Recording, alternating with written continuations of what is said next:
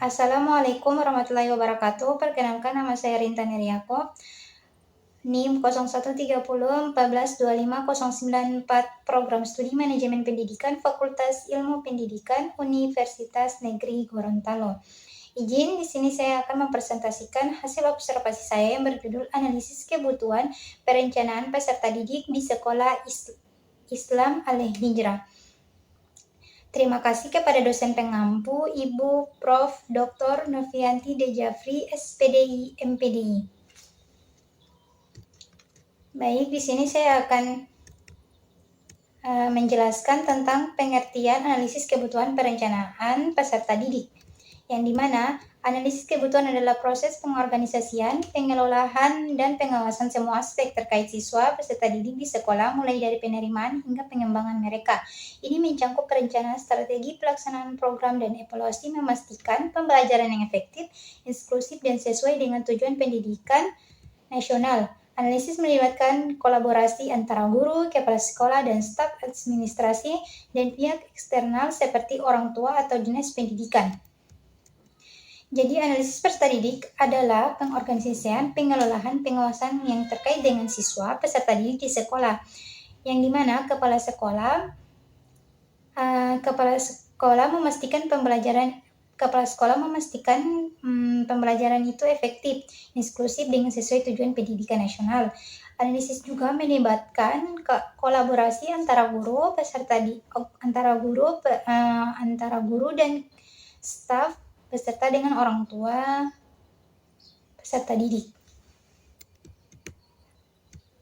Baik, tujuan observasi saya yang pertama mendeskripsikan proses perencanaan peserta didik mulai dari kebijakan program hingga penganggaraan di sekolah. Yang kedua, mengidentifikasi pihak-pihak yang berperan dan bertanggung jawab dalam manajemen pendidikan.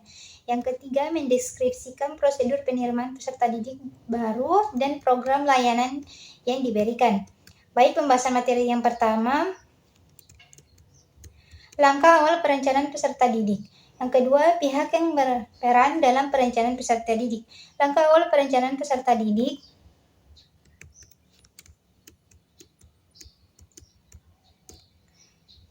Langkah awalnya adalah proses dimulai pada awal tahun pembelajaran, awal semester, dengan fokus pada penyusunan PPT.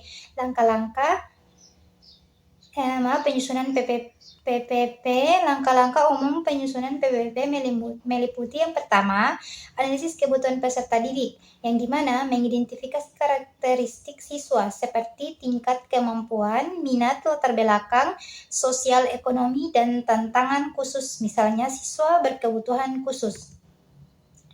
Yang kedua, penetapan tujuan pembelajaran, yang dimana menentukan kompetensi dasar (KD) dan capaian pembelajaran berdasarkan kurikulum. Yang ketiga, penyusunan silabus dan rencana pelaksanaan pembelajaran (RPP), merancang materi, metode, alat, dan evaluasi yang disesuaikan dengan siswa.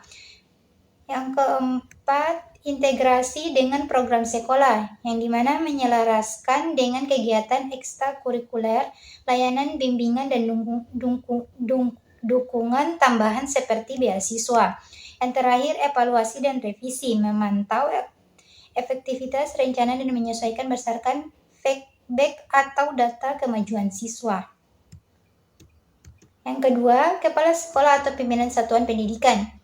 Kepala sekolah atau pimpinan satuan pendidikan mengkoordinasi perencanaan secara keseluruhan, memastikan kesesuaian dengan standar nasional, dan melibatkan staf dalam pengembangan program sekolah. Jadi kepala sekolah harus mampu mengkoordinasi perencanaan secara keseluruhan, memastikan kesesuaian, memastikan kalau rencana untuk sekolah itu berjalan dengan baik agar sesuai dengan standar nasional. Metode penelitian saya itu adalah menggunakan wawancara berdasarkan pedoman terlampir, pengamatan, dan pustaka pembahasan materi. Jadi saya sebagian mewawancarai dan memahami dengan membaca atau melihat sesuai dengan daftar pustaka saya yang menyangkut materi saya, yaitu analisis kebutuhan perencanaan peserta didik.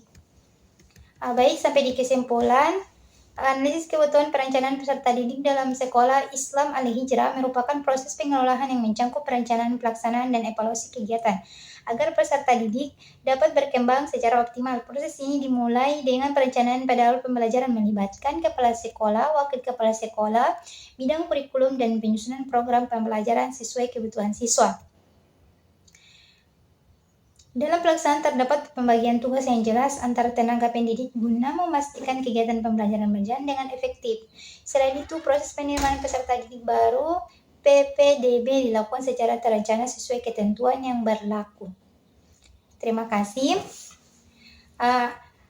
Materi saya yang saya sampaikan terdapat pada daftar pustaka saya. Lebih kurangnya saya mohon maaf. Terima kasih kepada dosen pengampu mata kuliah Ibu Prof. Dr. Femi Sahami, SPI, MSI, dan Ibu Prof. Dr. Novianti Dejafri, SPDI, MPDI. Wabillahi taufiq wal hidayah. Wassalamualaikum warahmatullahi wabarakatuh.